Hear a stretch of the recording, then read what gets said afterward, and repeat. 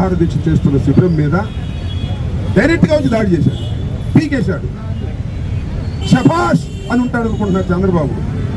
శభాష్ అన్నాడు, ఆయనకి అనవసరమైనటువంటి నష్టాన్ని తీసుకొస్తున్నాడు అనుకుంటున్నాడు చంద్రబాబు గారు తెలుసుకోవాలి. ఒకటైతే చాలా స్పష్టం, పాపం చంద్రబాబు నాయుడు గారి దగ్గర కోల్పోయినటువంటి విశ్వాసాన్ని ఈ మధ్యకాలంలో ఆయన నా పక్కన కూర్చోవడంతో చంద్రబాబు నాయుడు గారి విశ్వాసం కోల్పోయాడు. కోల్పోయిన విశ్వాసాన్ని మళ్ళా సంపాదించడం కోసం మా శిబిరం మీద దాడి చేసి ఉంటాడేమోననేటువంటి అనుమానం నీకు కలిగింది. అది నాకు కూడా నిజమని అనిపిస్తుంది. చంద్రబాబు దగ్గర పోయిన విశ్వాసాన్ని పొందటం నువ్వు తలకాయ కింద పెట్టి కాళ్ళు పైన పెట్టినా తపస్సు చేసినా నీకు రాదు. ఎన్నికలకు ముందు నీకు కత్తెర ఖాయం.